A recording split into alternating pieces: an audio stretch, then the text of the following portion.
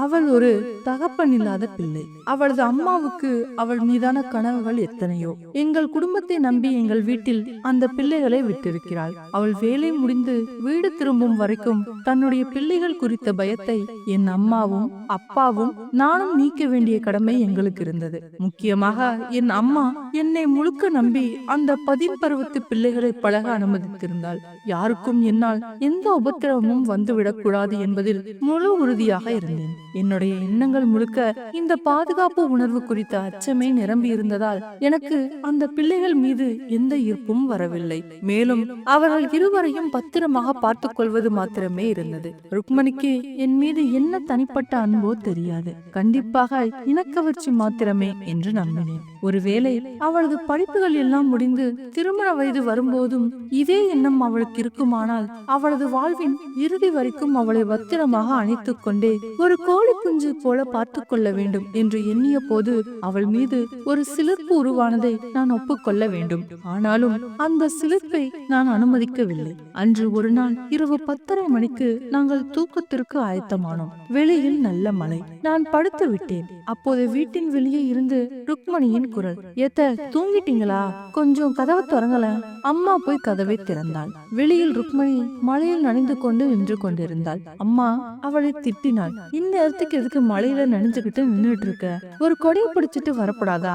இப்படி தொப்பலா நனைஞ்சிருக்கியே, இந்த தலை ராத்திரியில காயுமா?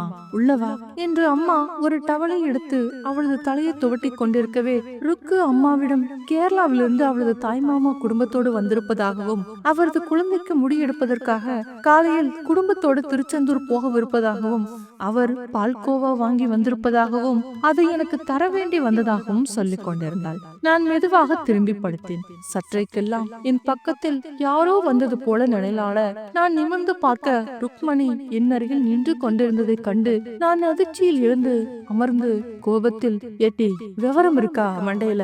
இப்படி பேய் மாதிரி வந்து நிக்க நாமலாம் பயந்துட்டேன். அவள் மெதுவான குரலில் என்னிடம், உனக்கு பால்கோவா கொண்டாந்தேன் குட்டா, நீதான் பிடிக்கும்னு சொல்லுவியே. நான் கடுப்பில், யாம்னா நான் பால்கோவாவுக்கு தானே அலைந்து கிடக்கேன். காலம்பரக்குள்ள பால்ல கிடந்த கோவா காலு முளைச்சு எந்திரிச்சு ஓடிரும்ல, கொண்டாந்திருக்க சமயம் கொல்லாம் போட்டி கொண்டுகிட்டு. ருக்மணியின் கண்களில் ஒருவித கவலை. இல்ல, காலம்பர நேரத்தையே வேன் வந்துரும், போயிருவோம். சாயந்தரம் நேரத்தை வரலன்னா பால்கோவா நாசமாயிரும்ல. ஏம்டி ஒரே அடியா போக்கெடுத்து போயிருவேலா? தூக்கத்தை கெடுக்காத போகுந்தால என்று நான் சத்தம் போடவும் அவள் பம்மி 2 அடி பின்னால் போய் நிற்க அம்மா கடும் கோபத்தில் அவளிடம், அந்த நாய்கிட்ட வாயை கொடுக்காதுன்னு சொன்னாலும் நீ கேட்க மாட்டேன். மனுஷனா அவன்? இதுக்கு நீ இந்த பால்கோவாவை நாய்க்கு வச்சிருந்தா காணும் போதெல்லாம் வாழ ஆட்டும். வாங்க என்று அவளது கையை பிடித்து இழுத்து கொண்டு போனாள். நான் இழுத்து போர்த்தி கொண்டு படுத்து விட்டேன். அதிகாலையில் மழை இன்னும் விழுத்து கொண்டிருந்தது. எனக்கு லேசாக விழிப்பு வரவே வெளியில் அம்மாவின் குரல் கேட்டுக் கொண்டிருந்தது. வேன் வந்திருந்தது. எல்லோரும் கிளம்பி கொண்டிருந்தார்கள். அப்போது எனக்கு பக்கத்தில் ஒரு சன்னமான குரல், குட்டா நான் உள்ள வரட்டா? நான் போர்வையை முகத்தை விட்டு விலக்கி கண்களை இடுக்கி பார்த்தால் வாசலில் ருக்மணி கையில் ஒரு வாளியோடு நின்று கொண்டிருந்தாள். நான் இல்லாமலே அவளிடம், அது என்னடி கையில? அவள் பயத்தில் புளியோதரையும் அவிச்ச முட்டையும் மத்தியானம் சாப்பிட்டுக்கிறதுக்கு அம்மா செஞ்சா, உனக்கும் கொஞ்சோல எடுத்துட்டு வந்தேன். அப்படியா? ஆனா எனக்கு தான் புளியோதரை பிடிக்காதே. நீங்க திருநெல்வேலிக்காரவல்ல, நல்லெண்ணையும் கடலைப்பருப்பும் போட்டிருப்பீங்க. இல்ல, இது நல்லா இருக்கும், நீ சாப்பிடு என்று நீட்டியவளிடம், அந்த டேபிள்ல வச்சுட்டு போ என்றேன். மத்தியானம் சாப்பிட்டு, இல்லனா ஊசி போயிரும், ராத்திரியே செஞ்சது, அதெல்லாம் பாத்துக்கலாம். அவள் என்னிடம் கெஞ்சும் தோரணையில், குட்டப்பா உன்கிட்ட ஒன்னு சொன்னா கோப்பியா? முதல்ல சொல்லு. வேன்ல நிறைய இடம் கிடக்கு, நீயும் வாயா, நீ வந்தா ஜாலியா இருக்கும். நான் என்னட்டி சார்லி சாப்ளினா? நீங்க கூட்டிட்டு போய் ஜாலி அடிக்கிறதுக்கு? காத்தாலேயும் உறக்கத்துல மண்ணொலி போடாத பிளீஸ் குட்டப்பா, இன்னும் நேரம் இருக்கு. இப்ப புறப்பட்டனா சரியா இருக்கும். சொன்னா கேட்க மாட்டியா? கிளம்பு என்று சொல்லி அவளை துரத்தவும் அவள் முகம் அப்படி சுருங்கி போனது. நான் மீண்டும் இழுத்து போர்த்தி கொண்டு உறங்க துவங்கினேன். சற்றைக்கெல்லாம் வண்டி கிளம்பும் சப்தம் கேட்டது. அன்று காலையில் நான் விழிக்கும் போது மணி 10:30. வீட்டின் வெளியில் ஒரே கலவரம். அம்மாவையும் வீட்டில் காணவில்லை. நான் வெளியில் போய் அண்ணன் ஒருவரிடம் விசாரித்தேன். அவர் சொன்னார், அம்பிகா அக்கா எல்லாரும் திருச்செந்தூர் போனாங்கல்ல, அந்த வேனை வள்ளியூர் கிட்ட வச்சு ஆக்சிடென்ட். அவங்க மூத்த புள்ள ஸ்பாட்ல அவுட். புள்ள ஜன்னல் சைட்ல உட்கார்ந்து தூங்கிருக்கா. சைட்ல போன லாரியில உள்ள கொக்கி முடியில மாட்டி தலை துண்டாயி ரோட்ல கிடந்திருக்கும் அக்கா.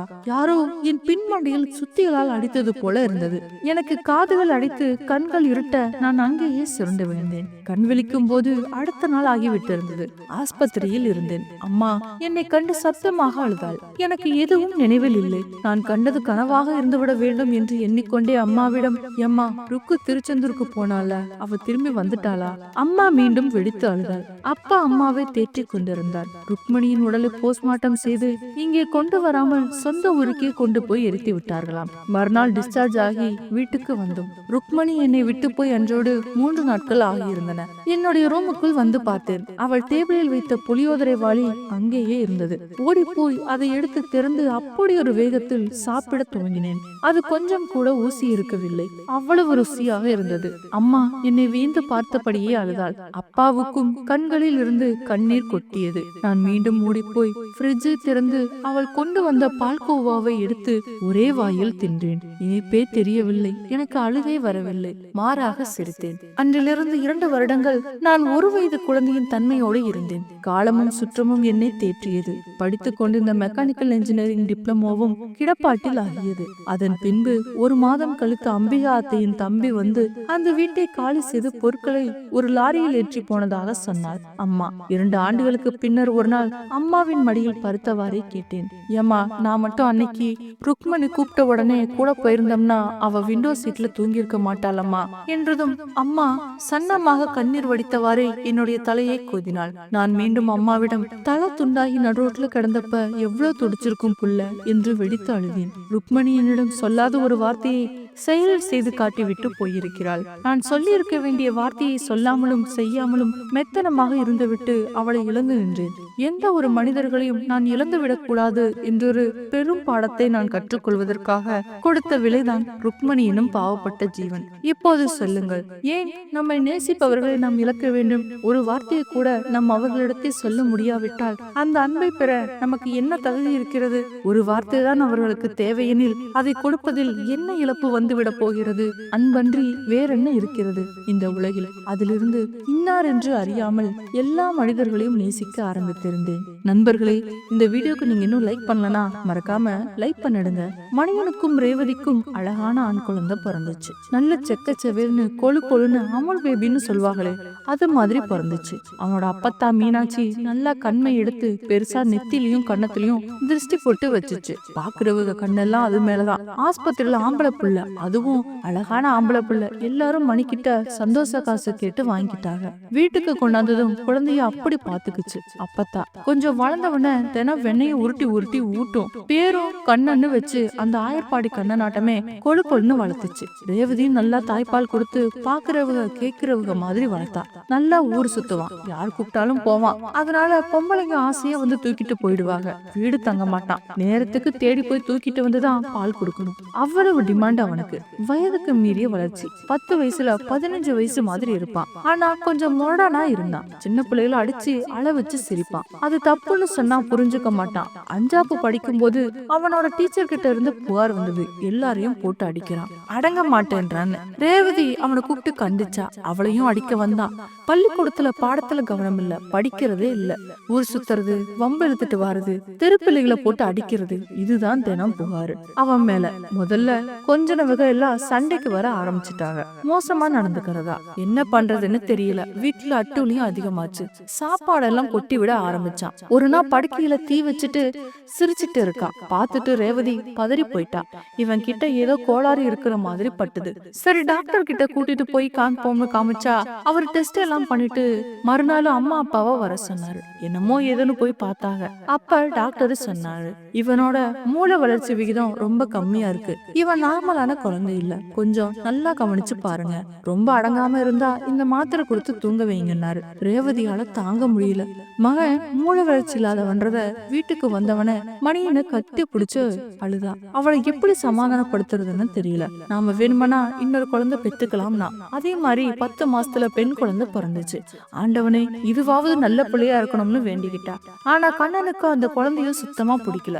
அதை கடிச்சு கடிச்சு வச்சான். குழந்தை திடீர்னு அழுகும். போய் பார்த்தா இவன் கடிச்சு வச்சிருப்பான். கட்டுப்படுத்த முடியல. கட்டி வைக்கிற அளவுக்கு போயிட்டான். சமாளிக்க முடியல.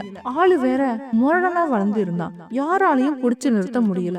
அப்பதான் ஒருத்தர் சொன்னாரு, இதுக்கு ஒரு ஹோம் இருக்கு, அங்க கேட்டு பாருங்க, நல்லா கவனிச்சுக்குவாங்கன்னாரு. போய் விசாரிச்சுட்டு வந்ததுல நல்ல இடமா தெரிஞ்சது. கொண்டு போய் சேர்க்கறதுன்னு முடிவெடுத்தாங்க. இவனை தூக்க மாத்திரை கொடுத்து தூங்க வச்சு கொண்டு போனாங்க. அங்க சேர்த்துக்கிட்டாங்க. மாசம் மாசம் ஃபீஸ் கட்டணும், சனி ஞாயிறுல வந்து பாக்கலாம்னு சொன்னாங்க. அவனை சேர்த்துட்டு வந்து ராத்திரி பூரா அழுதுட்டு இருந்தா ரேவதி. அவளை சமாதானப்படுத்தினா மணி. சனிக்கிழமைக்கு காத்திருந்து போய் பார்த்தப்ப கொஞ்சம் மெலிஞ்சிருந்தான். இவங்களை பார்த்தவனே அழுதான். கைய பிடிச்சுக்கிட்டு விடமாட்டேன்னுட்டான். பாவமா இருந்துச்சு. ரேவதி கண்ணுல இருந்தும் கண்ணீர் ஊத்துச்சு. ஆனா என்ன பண்ண, அழுதுகிட்டே வந்தா. மணியால சமாதானப்படுத்த முடியல. இப்ப அவனுக்கு 20 வயசு ஆகி போச்சு. இதுக்கு மேல அங்க இருக்க முடியாதான். பெரியவர்களுக்கான இடம் இருக்கான், அங்க போய் சேர்க்க சொன்னாங்க. அங்க போய் பார்த்தா மனசு தாங்கல. எல்லாரையும் சங்கிலியால கட்டி போட்டு இருந்தாங்க.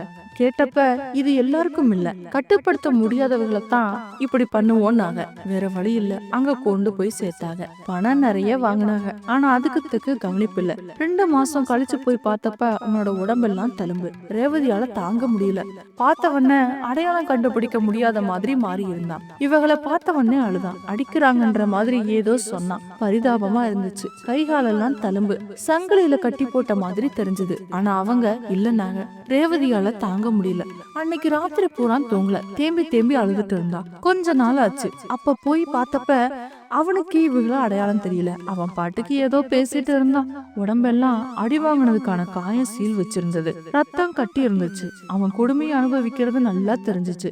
அடுத்த தடவை அவனை பார்க்க தனியா போனான். போயிட்டு வந்து ராத்திரி புறா புலம்பிக்கிட்டே இருந்தா. மறுநாள் காலையில அங்க இருந்து செய்தி வந்துச்சு, கண்ண ராத்திரி செத்து போனதா. மணிக்கு ஒன்னும் புரியல. ரேவதி பேசவே இல்ல. ஒரு வழியா போய் பாடிய வாங்கி அடக்கம் பண்ணிட்டு வந்தாங்க.